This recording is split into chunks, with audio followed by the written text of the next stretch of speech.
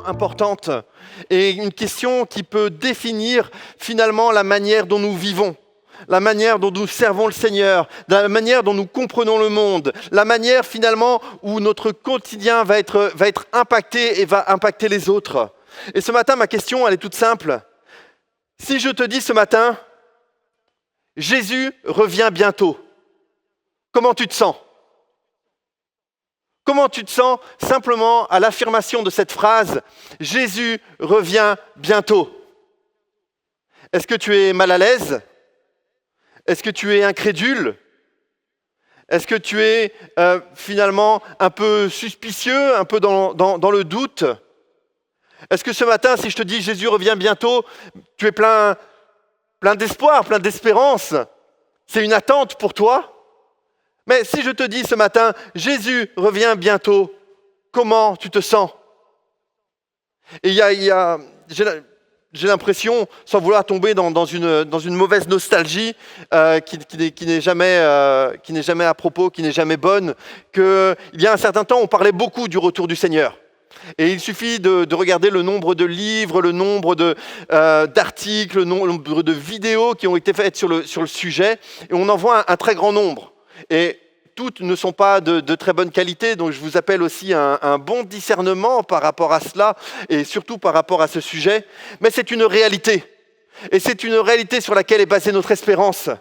Jésus revient bientôt. Et ma question pour toi ce matin est très simple. Est-ce que tu te prépares pour le retour de Jésus ?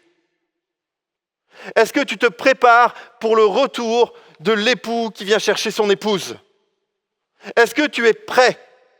Et je crois, et ça c'est une expression que j'ai retrouvée dans plusieurs prédications, elle n'est pas forcément de moi, et elle va apparaître dans mon slide maintenant. Il y a une urgence à être prêt pour le retour du Seigneur.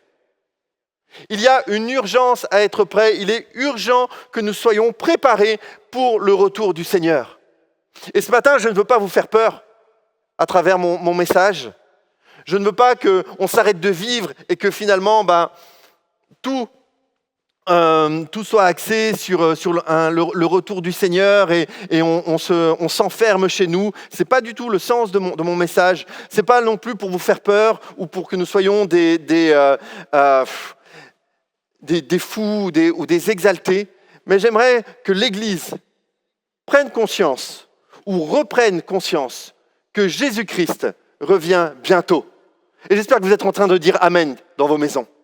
Et j'espère que dans vos maisons, ça provoque quelque chose, ça provoque une attente, ça provoque une joie, parce que c'est notre espérance. Alors bien sûr, chacun d'entre nous, nous ne le verrons peut-être pas de nos yeux, le retour du Seigneur. Peut-être que nous passerons par la mort physique auparavant, et c'est une réalité. Mais quoi qu'il en soit, Jésus revient. Il est venu une première fois sous la forme d'un enfant pour accomplir son œuvre. Et nous pensons à Noël, nous pensons à la mort, à la Pâque, nous pensons à la résurrection, nous pensons à son ascension. Mais Jésus revient bientôt d'une manière triomphante, d'une manière victorieuse. Il revient pour apporter quelque chose de nouveau. Et c'est notre espérance aussi en tant que chrétien. Et parfois, j'ai l'impression que l'on oublie cela, et je vous parle pour moi-même ce matin, où j'oublie. Bien sûr, j'ai mon petit confort, ma vie qui est très bien, et je remercie le Seigneur pour la vie qui m'a donné et la possibilité de marcher avec lui jour après jour. Mais j'ai parfois ce manque de cette perspective que Jésus revient.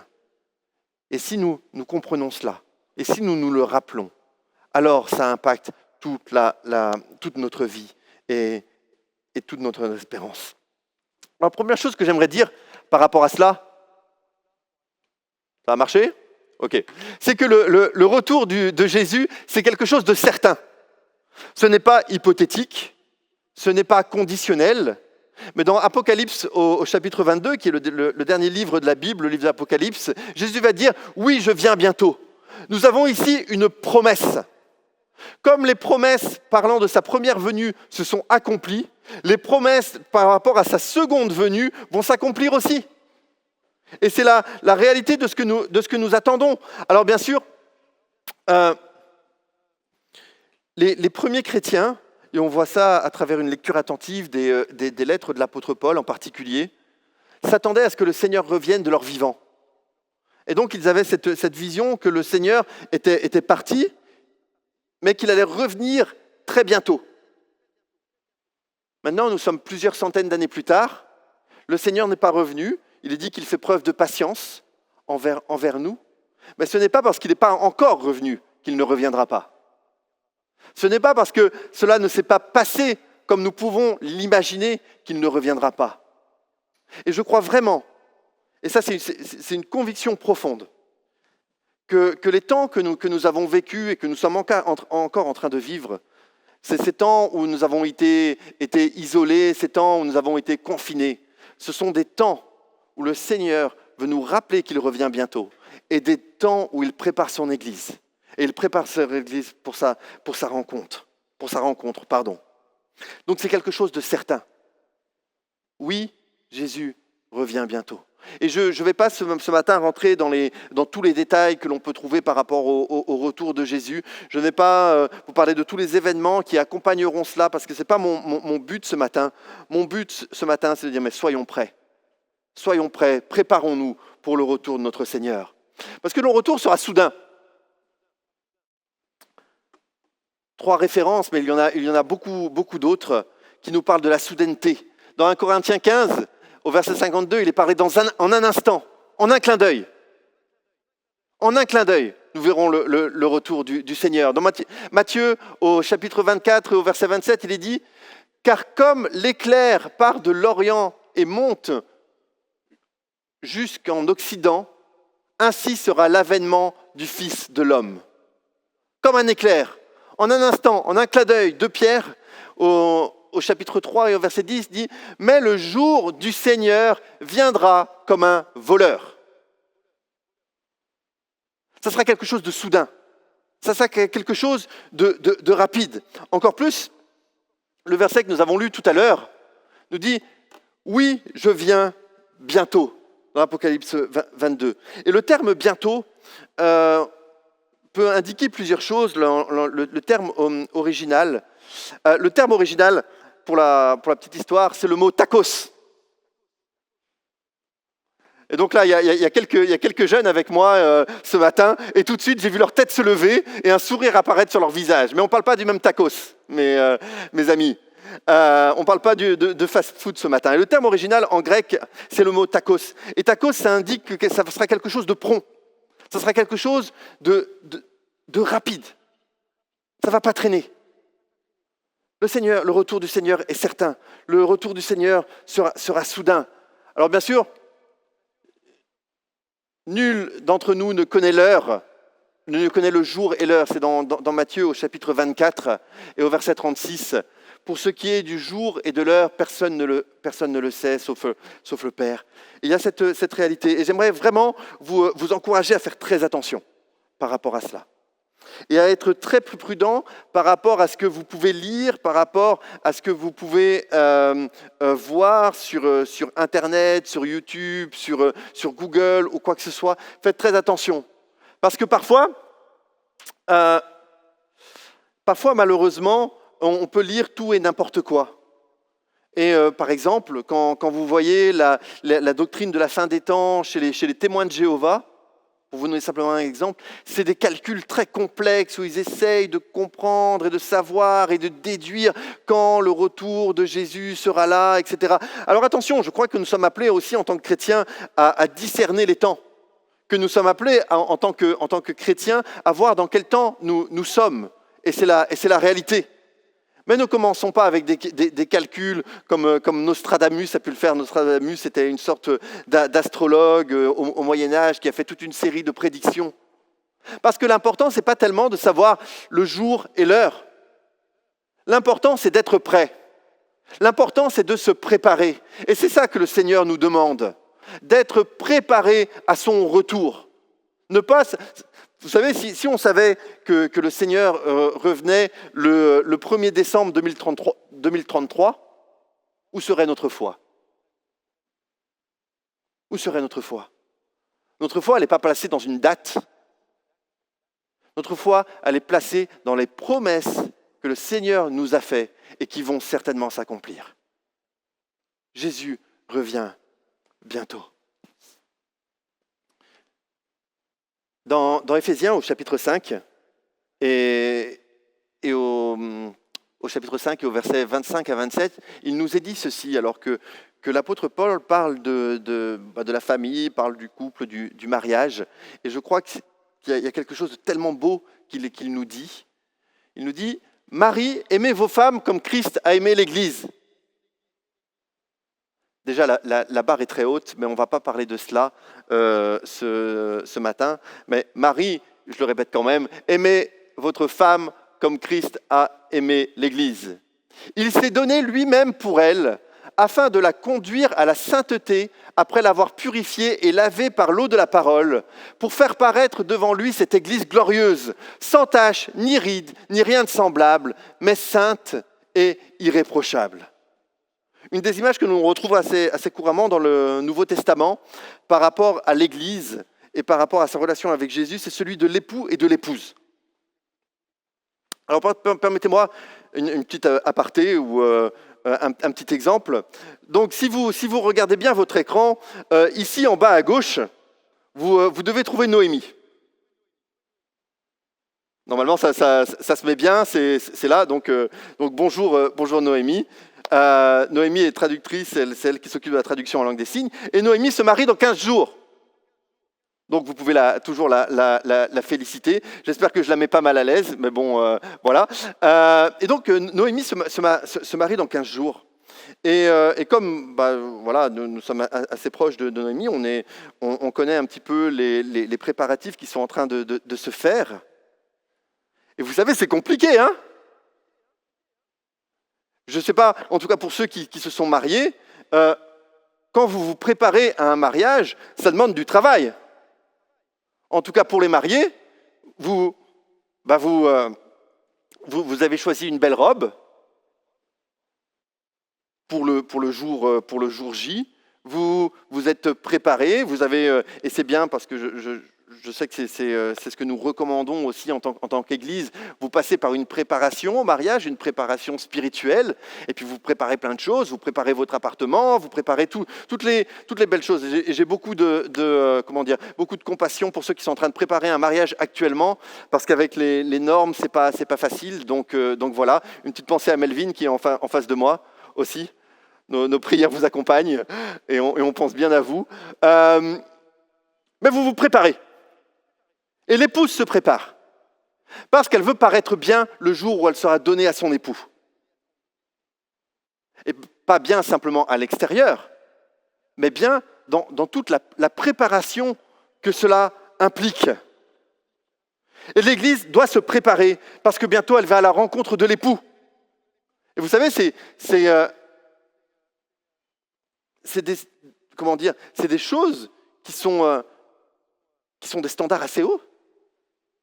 Quand on parle d'une Église sans tache ni ride, irréprochable, sainte. Et c'est ce que nous sommes appelés à nous préparer et à aller vers cela dans notre préparation. Parce que Jésus revient bientôt, il vient chercher son Église, et son Église qu'il veut sans tache ni ride.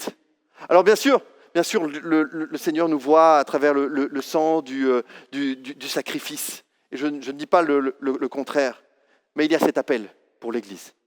Cet appel à se purifier, cet appel à se sanctifier, cet appel à ne pas finalement rester où elle en est, mais à vouloir marcher avec le Seigneur. Et vous allez me dire peut-être ce matin, mais comment être prêt ou comment se préparer ? Comment se préparer au retour du Seigneur ? Comment être prêt ? La première des choses, c'est que pour se préparer pour le retour du Seigneur, il faut connaître Jésus personnellement. Jean 3,16 nous dit un verset très connu, qui est un verset que l'on utilise très souvent pour parler à ceux qui ne connaissent pas Jésus ou pour dire que Dieu est tellement bon et pour expliquer le plan du salut. Mais Jean 3,16 nous dit « Car Dieu a tant aimé le monde qu'il a donné son Fils unique, afin que quiconque croit en lui ne périsse point, mais qu'il ait la vie éternelle. » Et je veux vous dire quelque chose ce matin. Si pour les croyants, le retour de Jésus est un sujet d'espérance et un sujet de joie, Pour ceux qui ne le connaissent pas,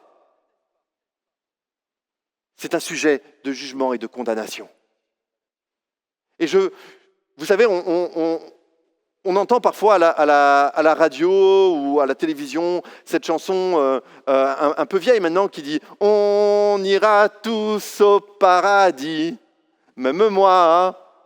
Bon, je suppose que vous connaissez, en tout cas j'espère. Peut-être que c'est moi qui la chante mal, donc tapez-la sur YouTube, ça sera peut-être mieux chanté ou quoi que ce soit. Mais c'est une bêtise. Mes amis, ce matin, je ne peux pas vous dire autre chose que c'est une bêtise parce qu'on n'ira pas tous au paradis. Tout le monde n'ira pas au paradis. La présence éternelle de Dieu, c'est pour ceux qui connaissent Jésus-Christ. C'est pour ceux qui ont accepté de placer leur foi en lui. C'est pour ceux qui se sont repentis de leurs péchés. C'est pour ceux qui ont expérimenté cette nouvelle naissance. Ce n'est pas pour tous. Dieu a pourvu d'un plan du salut merveilleux, mais il faut encore accepter ce plan du salut dans nos vies. Et ce matin, je pense que c'est très sérieux ce que je suis en train de vous dire. Et je veux m'adresser peut-être à ceux qui ne connaissent pas Jésus ce matin. À ceux, vous ne savez pas de quoi je parle. Ou peut-être que vous n'êtes pas sûr que vous avez fait cette démarche avec Dieu, ou vous êtes mal à l'aise avec ça. Mais ce matin, c'est très sérieux. Et ce matin, je peux vous le dire en vous regardant à travers Internet, que vous nous connaissiez ou pas, que vous ayez l'habitude de nous suivre ou pas dans nos cultes. Si tu ne connais pas Jésus-Christ, alors cherche à le connaître. Si tu ne connais pas Jésus-Christ, alors donne-toi à lui. Et on est prêt même vous avez notre lien YouTube ou quoi que ce soit, à répondre à vos questions. Mais s'il vous plaît, ne jouez pas avec ça. Parce que Jésus revient bientôt. Jésus revient bientôt. Et quand on lit les textes qui nous parlent du retour de Jésus, alors on comprend. On comprend que pour nous, c'est un sujet d'espérance. Mais qu'il y a aussi ce jugement et cette condamnation qui est là. Nous aussi, nous devrons rendre compte de nos actes en tant que croyants. Et nous devrons aussi passer par là. Et merci Seigneur pour la grâce qui est là et pour le sacrifice de Jésus qui est là. Mais si tu ne connais pas Jésus aujourd'hui, s'il te plaît, donne-toi à lui, renseigne-toi, prie, même si tu ne sais pas comment prier. On est là pour répondre à tes questions. Mais prends cela au sérieux, s'il te plaît. Donc oui, évidemment, la première chose pour être prêt pour le retour du Seigneur, c'est de connaître le Seigneur. C'est logique, vous allez me dire, mais c'est tellement important de le répéter. La deuxième chose que j'aimerais souligner ce matin sur comment se préparer, je crois qu'il y a un appel à la sanctification. Quand on lit attentivement les deux épîtres aux Thessaloniciens que Paul a écrits, il y a deux thèmes qui reviennent et deux thèmes qui sont liés. Dans le Thessaloniciens, l'apôtre Paul nous parle du retour du Seigneur et des événements qui vont l'entourer, et il nous parle de sanctification et de sainteté.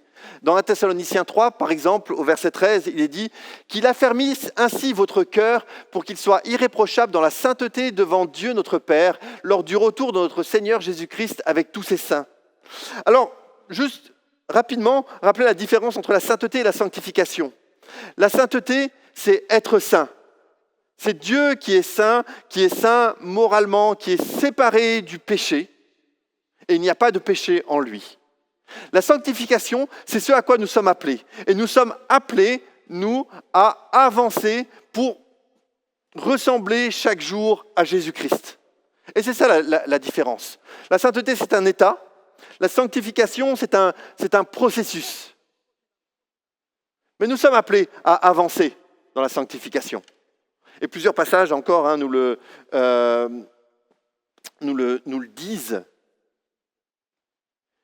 Mais c'est important.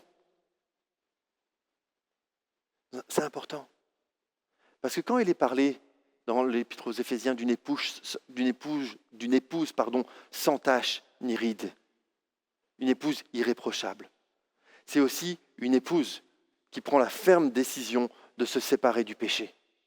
Alors bien sûr, il y a des combats. Alors bien sûr, ce n'est pas facile.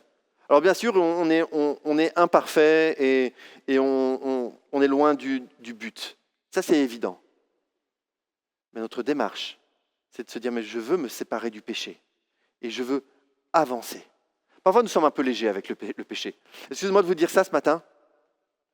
On sait qu'il y a des choses qui ne vont pas dans nos vies et puis on les laisse.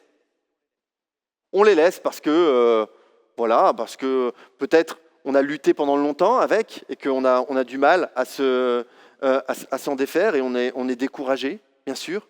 Ou peut-être que ça ne nous dérange pas. On a encore une expression que je trouve très bête. On dit, ah oui, mais ça, c'est mon péché mignon. Vous avez déjà entendu cette expression? C'est mon péché mignon. Pour dire, je suis trop gourmand, c'est mon péché mignon. Alors attention, tout ce qu'on appelle ça, c'est pas forcément un péché, faisons bien la distinction. Le péché, c'est pas mignon, hein. Le péché, c'est pas mignon. Mes amis, ce matin, le péché, c'est en horreur à Dieu, qui attend une épouse sans tache ni ride et irréprochable. Et la sanctification, mes amis, ça passe par une relation avec Jésus. Vous savez, vous pouvez faire tous vos efforts, et nous sommes appelés à faire des efforts. La clé de notre sanctification, c'est notre relation avec Jésus-Christ, aujourd'hui. La clé de notre sanctification, c'est vivre la grâce de Jésus-Christ. La clé de notre sanctification, c'est ces temps de communion, de relation, à travers la prière, à travers l'étude de sa parole, la lecture de sa parole, à travers la communion fraternelle. Et nous vivons la sanctification. Et je crois que c'est important. Parce que quand nous n'avons pas cette image du retour de Jésus, quand nous n'avons pas cette image que Jésus revient bientôt, cette idée que Jésus revient bientôt, alors nous disons, mais pourquoi nous sanctifier? Nous avons le temps. Finalement, nous ne sommes pas si mal que ça. Mais la question, c'est Jésus revient bientôt. Est-ce que tu te prépares à son retour? Est-ce que tu te prépares à son retour aussi dans ta vie personnelle? Est-ce que tu te prépares à son retour dans ta relation avec lui, dans ta piété avec lui? Encore une chose, pour se préparer, et je sais que c'est quelque chose qui peut être sensible, mais je crois que c'est tellement important. Dans l'Épître aux Colossiens, il nous est dit au chapitre 4, « Supportez-vous les uns les autres, et si l'un a sujet de se plaindre de l'autre, pardonnez-vous réciproquement. De même que Christ vous a pardonné, pardonnez-vous aussi. »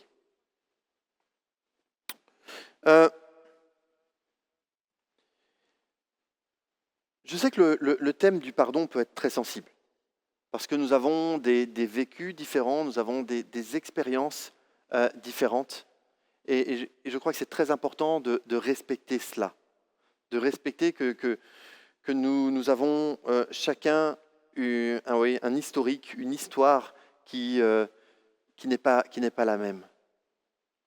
Mais j'aimerais vraiment vous encourager dans vos relations à vivre le pardon. Je crois que le non-pardon, si vous me permettez cette expression, mais le non-pardon, c'est une ride spirituelle. Vraiment. C'est quelque chose qui est là et qui vous empêche non seulement à vivre correctement vos relations avec les autres, mais aussi à vivre votre relation avec Dieu. Jésus, dans Matthieu au chapitre 18, va raconter une parabole. Je vais juste vous lire la fin ce matin, excusez-moi. C'est la parabole ce qu'on appelle du serviteur impitoyable. Et on la trouve dans Matthieu au chapitre 18. Et on va lire simplement les versets 32 à 35 ce matin.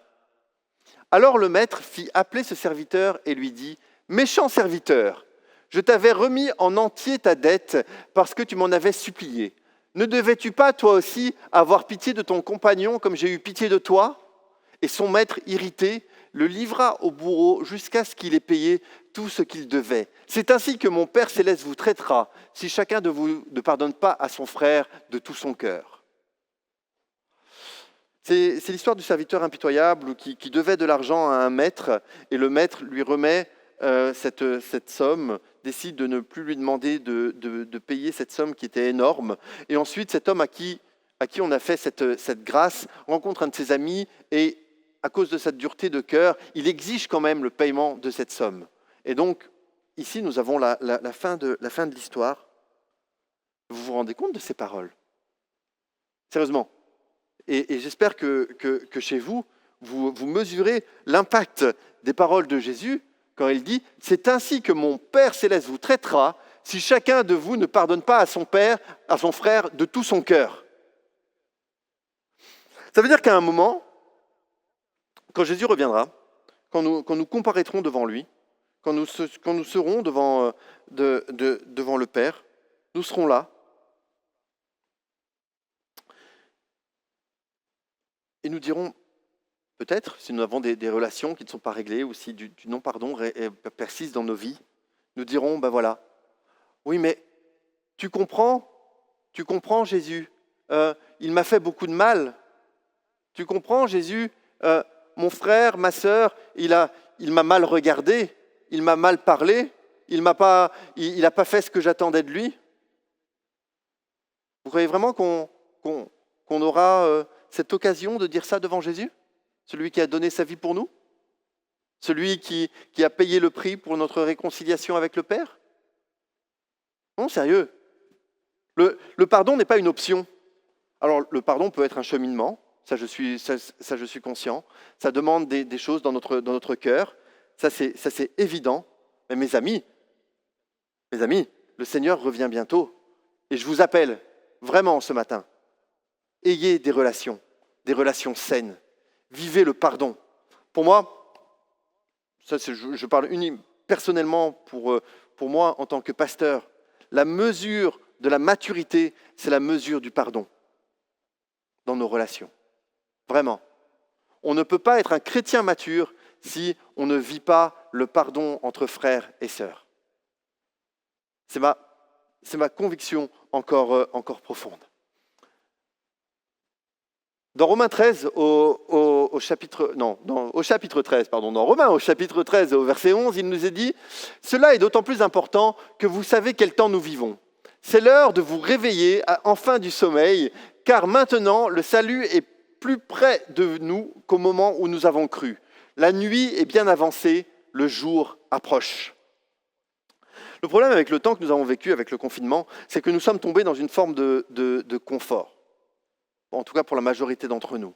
C'est vrai que les activités de nos églises locales ont été très très fortement ralenties. C'est vrai que les occasions de servir dans l'église ont aussi diminué, ça c'est vrai. Et on a parfois, au niveau du service, pu tomber dans une forme d'hibernation spirituelle. Vous connaissez l'hibernation? Les ours, les grizzlies, je crois qu'il y a d'autres animaux encore qui le font. Non? Les marmottes, merci Seb. Les marmottes. Et donc, pendant tout un temps en hiver, comme il n'y a plus de nourriture, elles amassent pendant l'été, elles mangent pendant l'été, et puis pendant l'hiver, elles font plus rien, parce que il fait froid, parce que c'est plus difficile. Et attention à l'hibernation spirituelle. Et attention à l'hibernation dans le service, s'il vous plaît. Parce que, évidemment, c'est confortable ce que nous vivons. En tout cas, pour beaucoup. Parce qu'il ne faut pas oublier que ce que nous pouvons vivre aujourd'hui, maintenant, les cultes que nous vivons, ça demande une implication derrière des équipes qui font un travail absolument merveilleux, absolument fabuleux. Et donc, voilà, on est là, et puis on se dit, c'est vrai qu'on va aller... c'est pratique. On doit plus se lever pour aller à l'église. Peut-être que vous êtes en pyjama ce matin. J'allais vous demander de m'envoyer des photos, mais on va peut-être pas le faire. Peut-être vous êtes en pyjama. Vous avez votre tasse de café ce matin, tranquillement. Et j'ai rien contre ça. Hein. Moi aussi, le dimanche matin, il m'arrive d'aller prendre la tasse de café. Chose extraordinaire que vous ne pouvez pas avoir à l'église chez vous. Vous pouvez aller aux toilettes sans que les gens vous regardent avec un regard interrogateur. Hein, quand vous allez aux toilettes. Parfois, je m'assois, allez, ça m'est arrivé une ou deux fois de m'asseoir au fond de l'église et je vois les gens qui vont aux toilettes. Alors après, je suis bien conscient, il y a des urgences, il y a des états de santé. Je ne suis pas en train de dire ça, mais pour d'autres personnes, je me dis, mais pourquoi il va aux toilettes maintenant? Il ne peut pas se retenir une demi-heure. Non, mais voilà, je vous le dis clairement. Je vous le dis clairement, et peut-être que ça vous fait sourire là où vous êtes.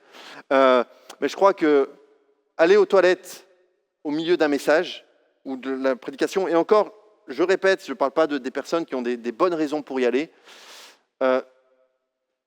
ce n'est pas simplement un manque de sérieux, c'est croire que vous manquez quelque chose que Dieu veut vous dire, tout simplement. Et donc voilà, on est tranquille, on est chez nous, mais vous voyez, ça ne va pas durer tout le temps, et quelque part, il va falloir se remettre au travail. Et notre travail est là, parce que nous savons que pendant un temps, nous pouvons travailler, mais que Jésus revient bientôt, et que nos occasions de servir le Seigneur, un jour prendront fin. Romains au chapitre 12 dira « Ayez du zèle et non de la paresse, soyez fervents d'esprit, servez le Seigneur. » Alors bien sûr, vous allez me dire « Oui, mais voilà, il y a des gens qui font les choses mieux que moi. » Et oui, peut-être. Mais il y a une phrase que j'ai trouvée en lisant un article, elle n'est pas de moi, et sans doute que vous l'avez peut-être déjà entendu, qui dit « Mais mieux vaut réaliser une chose d'une manière imparfaite que d'exceller à ne rien faire. » Mieux vaut réaliser une chose d'une manière imparfaite que d'exceller à ne rien faire. Servons le Seigneur avec joie, s'il vous plaît. Repartez, reprenez les bonnes habitudes. Déjà maintenant, dites-vous, mais voilà, quand on pourra le faire, je veux m'impliquer dans le service pour le bien de tous dans l'Église.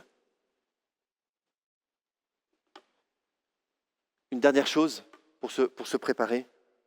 Je crois qu'il y a évidemment, quand nous parlons du retour du Seigneur, il y a cette importance de l'évangélisation, de partager l'évangile, de partager ce que nous avons reçu. Il y a cette phrase de Jésus dans Jean au chapitre 9 qui dit « Il faut que je fasse, tant qu'il fait jour, les œuvres de celui qui m'a envoyé. La nuit vient où personne ne peut travailler. » Et je l'ai dit tout à l'heure, on n'ira pas tous au paradis. Et je crois que pour l'Église qui comprend la proximité du retour du Seigneur, l'Église qui est consciente que le Seigneur revient bientôt, alors c'est une Église dont les membres partagent leur foi. C'est une Église dont les membres partagent l'Évangile. Ce sont des hommes et des femmes qui ont reçu quelque chose de Dieu et qui le partagent, dans leur famille, qui le partagent dans leur voisinage, qui le partagent dans leur milieu professionnel, qui le partagent dans la rue, qui le partagent dans toutes les occasions que le Seigneur va envoyer. Mais il y a cette question du partage de l'Évangile, parce qu'un temps, ce sera fini. Un temps, on ne pourra plus le faire. Un temps, le Seigneur sera revenu. Un temps, les gens qui sont autour de nous n'auront peut-être pas entendu ce message de l'Évangile. Et alors, il sera trop tard. Combien de fois, et je le dis pour moi en premier, mais combien de fois je me suis dit, je suis passé à côté d'une occasion, et des occasions qui ne reviendront jamais. Il est temps aussi de comprendre que parce que Jésus revient bientôt, alors nous sommes appelés à partager l'Évangile. Quelques remarques pour terminer, j'ai bientôt terminé. Luc, au chapitre 21 et au verset 36, nous dit « Restez sur vos gardes et priez sans relâche, que Dieu vous donne la force d'échapper à tout ce qui doit arriver et de vous présenter debout devant le Fils de l'homme. » Ici, Jésus est en train de parler des événements par rapport à la fin des temps. Veillez, parce qu'il est dit « Restez sur vos gardes », mais d'autres traductions disent « Veillez et priez ». Veillez et priez. Priez parce que le retour du Seigneur est proche. Priez parce que là, il y a cette réalité. Jésus revient bientôt. Et ça ne doit pas nous rendre confortables que Jésus revienne bientôt. Ça doit quelque part nous dire, mais il y a tellement à faire. Ça doit nous frustrer, ça doit nous provoquer quelque chose dans nos vies. Il y a bien sûr cette réalité que nous attendons son retour. et que nous sommes dans la joie parce que nous attendons ce retour. Mais il y a la réalité aussi qu'il y a encore tellement à faire comme enfants de Dieu ici sur cette terre. 2 mots de conclusion. Un passage dans le livre du prophète Osée, au chapitre 6 et au verset 3. « Connaissons, cherchons à connaître l'Éternel. Sa venue est aussi certaine que celle de l'aurore. Il viendra pour nous comme la pluie, comme la dernière pluie qui arrose la terre. » Alors bien sûr, nous avons nos douleurs, alors bien sûr, nous avons nos souffrances, alors bien sûr, il y a des choses qui sont difficiles dans nos vies, alors bien sûr, il y a des frustrations, alors bien sûr, il y a des difficultés, et je ne suis pas en train de les nier ce matin. Mais la venue du Seigneur est certaine comme l'aurore. Certaine comme l'aurore. Jésus revient bientôt. Un autre passage, et c'est mon dernier slide ce matin. Oui, je viens bientôt, dit celui qui atteste ces choses. Apocalypse 22. Amen, Maranatha. Vous savez ce que ça signifie, Maranatha? Maranatha, c'est un mot en araméen qui dit « Viens Seigneur, viens ». Un autre passage dans l'Apocalypse dira « L'Esprit et l'Église disent « Viens ». Parce que nous avons cette perspective de retour, alors nous nous préparons. Nous nous préparons dans nos vies, nous nous purifions, nous nous sanctifions, nous marchons dans le pardon, nous servons l'Église là où nous pouvons le faire, nous prions, nous veillons, nous travaillons à la communion fraternelle. L'Esprit et l'Épouse disent « Viens ». Et j'espère que c'est le cri de votre cœur ce matin, que vous dites « Seigneur, viens ». Seigneur, viens. Viens, viens Seigneur Jésus. Nous avons tellement besoin de toi.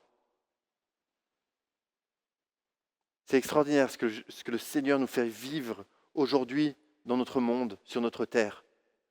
Mais c'est qu'un avant-goût de ce que nous vivrons dans l'éternité. Maranatha. J'aimerais que nous puissions prier ensemble ce matin. Mon but n'était pas de vous culpabiliser ce matin, mon but n'était pas de vous faire peur. Mon but, c'était simplement de vous rappeler que notre espérance, elle est dans le retour de notre Seigneur. Notre espérance, elle est dans cette perspective que nous passerons l'éternité avec lui. Notre espérance, ce n'est pas simplement être délivré de ce que nous vivons aujourd'hui, mais savoir que demain sera avec notre Seigneur Jésus.